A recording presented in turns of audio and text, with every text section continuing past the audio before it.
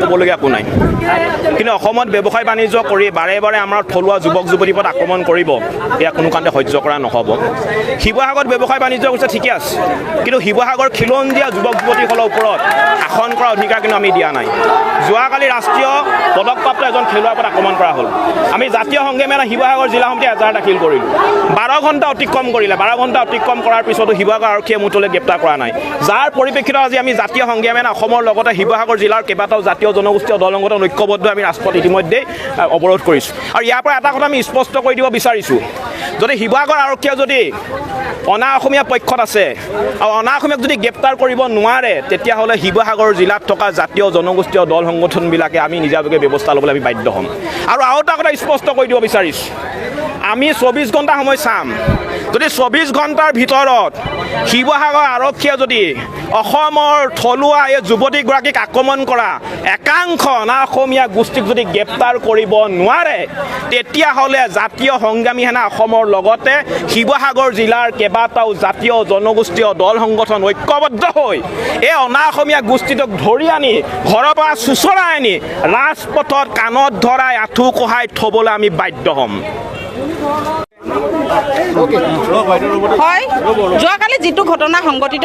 হৈ গ'ল আটাইতকৈ দুখজনক আৰু লজ্জাজনক কাৰণ কেলৈ শিৱসাগৰত ৰাজপথত এগৰাকী গাভৰু ছোৱালীক ৰাষ্ট্ৰীয় পৰ্যায়ৰ গ'ল্ড মেডেলিষ্ট ছোৱালীক গুলকে বিদেশী বহিৰাগতাই মাৰিছে কিন্তু এই পৰ্যন্ত এই মানুহজনক দৰ্জা মাৰি ভৰাই থৈ দিছে কিন্তু প্ৰশাসনক কোনোবা বিষয়া এজনে এটা কথা শুনিবলৈ পাইছোঁ যে আমাৰ সংগঠনৰ মানুহ হেনো এৰেষ্ট কৰা হৈছে ইয়াৰ অৰ্থ কি কাৰণ কেলৈ শিৱসাগৰ প্ৰশাসন ইমান অধ্যপনলৈ গৈছে শিৱসাগৰ প্ৰশাসন কাৰণ কেলৈ তেওঁলোকে অপৰাধী গ্ৰেপ্তাৰ নকৰি যিবিলাকে প্ৰতিবাদ কৰি আছে নিৰস্ত মানে গণতান্ত্ৰিকভাৱে তেওঁলোকক এৰেষ্ট কৰাৰ কথা কৈছে ইয়াৰ কি অৰ্থ থাকিলে আমি আজি সুৰক্ষিত নহয় আমি নাৰী সুৰক্ষিত ৰাজপথত এজনী সৰু ছোৱালীক গুলকে বহিৰাগতাই পিটিছে অনাদি পৰমে আমাৰ মাজত উলিয়াই দিয়ক তেওঁলোকে যদি গ্ৰেপ্তাৰ কৰিব নোৱাৰে আমাৰ মাজত উলিয়াই দিয়ক আমি যি ব্যৱস্থা ল'ব লাগে হাতত ল'ম মাৰোৱাৰী সম্প্ৰদায়ে মানুহে আক্ৰমণ কৰিলে এতিয়া প্ৰত্যাক্ৰমণ হ'ব প্ৰত্যাক্ৰমণে মাৰোৱাৰী সমাজ সাজু থাকক আজি যদি আমি মাৰোৱাৰী মানুহ এটাক এক্সৰ কাণৰ তলত লগাই দিলোহেঁতেন হাজাৰ পুলিচ আহি আমাক এৰেষ্ট কৰিলেহেঁতেন হাজাৰ পুলিচ আহি আমাক গ্ৰেপ্তাৰ কৰিলেহেঁতেন কিন্তু এই ছোৱালীজনী গুলকে পিটাৰ পিছত ইয়াত মাত্ৰ 8জন পুলিচ আছে মাত্ৰ 8জন মানে কি হৈছে পুলিচে এই মাৰোৱাৰীকেইটাক সুৰক্ষা দিছে কাৰ নিৰ্দেশত সুৰক্ষা দিছে নাগপুৰৰ পৰা RSSৰ ডাঙৰ লিডাৰৰ ফোন আহিছে এতিয়া কথাটো হৈছে এখন সংগ্ৰাম RSS আৰু মাৰোৱাৰীৰ বিৰুদ্ধে একদম খোলাখুলি কথা আৰু শিৱসাগৰত খিলঞ্জীয়া মানুহে মাৰোৱাৰীৰ স্বৰগুৰ খাই এই ইমানখিনি দল সংগঠন থাকোঁতে কেতিয়াও নহ'ব আৰু এতিয়া কথাটো হৈছে কাণত ধৰি তামোল পাণ লৈ বঁটা দি আঁঠু কাঢ়িব লাগিব আৰু যদি পুলিচে আঁঠু কঢ়াব নোৱাৰে আমি আঁঠু কঢ়াম চিধা নগৰৰ মাজমজিয়াত আচলতে এগৰাকী আন্তঃৰাষ্ট্ৰীয় পৰ্যায়ত নিজকে জিলিকাবলৈ সক্ষম হোৱা খেলৰ জৰিয়তে নিজকে জিলিকাবলৈ সক্ষম হোৱা শিৱসাগৰবাসীক আচলতে নাম উজ্বলাবলৈ সক্ষম হোৱা এগৰাকী যুৱতীক আচলতে উপৰ্যুপুৰী এটা বণিক গোষ্ঠী দলে যিধৰণে প্ৰহাৰ কৰিলে সেই প্ৰহাৰ কোনো কাৰণতে সহজভাৱে মানি ল'ব নোৱাৰে এইটো এটা স্পষ্ট কথা তেওঁলোকে আচলতে ইয়াত ব্যৱসায় কৰিছে তেওঁলোকে ব্যৱসায় কৰক তাত আমাৰ ক'বলৈ একো কথা নাই কিন্তু ব্যৱসায় কৰাৰ উপৰিও আচলতে যদি এনেকুৱা আমাৰ অসমীয়া ভগ্নী ভাতৃৰ ওপৰত যদি তেওঁলোকে এনেকুৱা ধৰণৰ প্ৰহাৰ বা এনেকুৱা ধৰণৰ আক্ৰমণ কৰে কিন্তু কোনো কাৰণতে আমি সহজভাৱে মানি ল'ব নোৱাৰোঁ এইটো কথা আমি তেওঁলোকক এই কথাটো ইয়াৰ পৰা আমি সকিয়ানি প্ৰদান কৰিছোঁ আৰু এটা কথা স্পষ্ট কথা যে একেবাৰে তেওঁলোকৰ এই ঘটনাৱলীৰ পৰা একেবাৰে নাতি দূৰত থকা এখন সদৰ থানা আছে সদৰ থানাখন থকা অৱস্থাত তেওঁলোকে কাৰ সাহসত আচলতে বলিয়ান হৈ আচলতে তেওঁলোকে আইন হাতত তুলিবলৈ বাধ্য হ'ল সেই কথাটো আমি তেওঁলোকক আচলতে প্ৰশ্ন কৰিছোঁ আৰু শিৱসাগৰ জিলা প্ৰশাসনক এটা কথা আমি তেওঁলোকক সুধিব বিচাৰিছোঁ আজি শিৱসাগৰ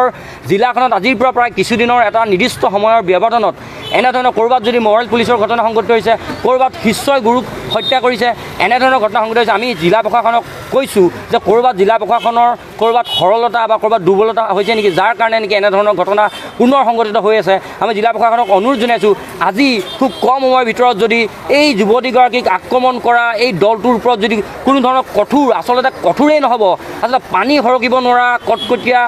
মানে ব্যৱস্থা যদি শাস্তিমূলক ব্যৱস্থা আচলতে গ্ৰহণ নকৰে নিশ্চয়কৈ আমি টাই আহোম ছাত্ৰ সন্থাৰ শিৱসাগৰ জিলাৰ বিভিন্ন দল সংগঠন আমি সকলো উমৈহতীয়াভাৱে আজি শিৱসাগৰ জিলাত আমি প্ৰতিবাদ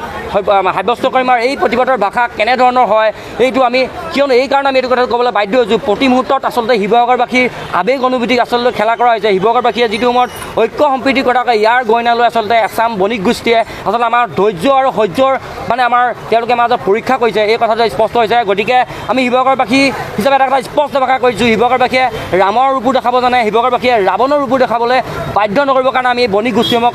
তেওঁলোকক আমি সকিয়নি প্ৰদান কৰিছোঁ আৰু শিৱসাগৰ জিলা প্ৰশাসনক এই চেগতে তেওঁলোকক আমি অনুৰোধ জনাইছোঁ যে অনতিপলমে এই যি বণিক গোষ্ঠী এই যি কালপিত তেওঁলোকৰ ওপৰত যাতে কঠোৰ হওক খুব কম সময়ৰ ভিতৰত তেওঁলোকৰ ওপৰত যাতে অনুশাসনমূলক ব্যৱস্থা গ্ৰহণ কৰে তাৰ আমি দাবী উত্থাপন কৰিছোঁ